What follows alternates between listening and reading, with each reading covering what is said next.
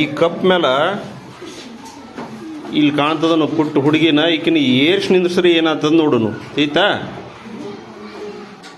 ಈಗ ಏನದ ನೋಡ್ರಿ ಕಪ್ ಅದ. ಈ ಕಪ್ ಮೇಲೆ ಆಕಿ ಕಾಲು ಇಡ್ಲಕ್ಕೆ ಅನುಕೂಲ ಆಗಂಗೆ ಒಂದು ಸಾಧನವನ್ನು ಇಡ್ತೀನಿ. ಆಕಿ ಈಗ ಅದ್ರ ಮೇಲೆ ಏರು ಎರಡು ಕಾಲು ಇಟ್ಟು ನಿಂದ್ರು ಎರಡು ಕಾಲು ಇಡೊಮ್ಮೆ.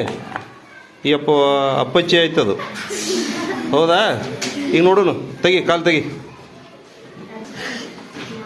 ಏನಾಗಿದೆ ಕಪ್ಪಿನ ಹಾಲತ್ತ? ಹೌದಾ? ಪೂರ್ತಿ ಏನಾಗಿದೆ ಚಪಟಾಗಿ ಹೋಗ್ಬಿಟ್ಟದ. ಈಗೇನು ಮಾಡ್ತೀನು, ಇಲ್ಲೊಂದು 7-8 ಕಪ್ಗಳು ಇಟ್ಟಾನೆ. ಇದ್ರ ಮೇಲೆ ಏರ್ ನಿಂದ್ರಿಸ್ನಕ್ಕೆ ಈಗ ನೋಡೋನು. ಹೌದಾ?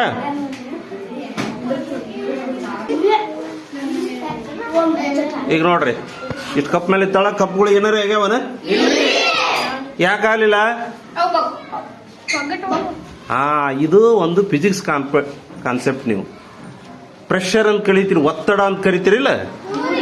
ಈ ಹೇಳಿ ಒತ್ತಡ ಕರಿ ಮುಂದೆ ಇಲ್ಲಿ ನೋಡ್ರಿ, pressure is equal to force divide by area. ಅಂದ್ರೆ ಎಷ್ಟು ಏರಿಯಾದಾಗ ಎಷ್ಟು ಬಲ ಬೀಳ್ತನ್ನೋದ್ರ ಮೇಲೆ ಏನಿರ್ತದ ಒತ್ತಡ ಡಿಪೆಂಡ್ ಆಗಿರ್ತದ.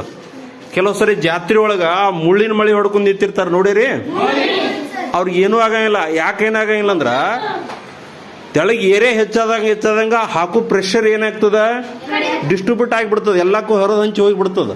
ಹೀಗಾಗಿ ಅಷ್ಟು ಕಪ್ಗಳು ಏನಾಗಲಿಲ್ಲ, ನಮ್ಮದು ಪ್ಲಾಸ್ಟಿಕ್ ಕಪ್ ಇದ್ರೂ ಏನಾಗಲಿಲ್ಲ, ಮುರಿಲಿಲ್ಲ. ಇದಕ್ಕೆ ನಾವು ಒತ್ತಡದ ಕಾನ್ಸೆಪ್ಟನ್ನು ಸಿಂಪಲ್ ಆಗಿ ಏನು ಮಾಡ್ಕೋಬೋದು, ತಿಳಿಬೋದು. ಅರ್ಥ ಆಯ್ತಾ?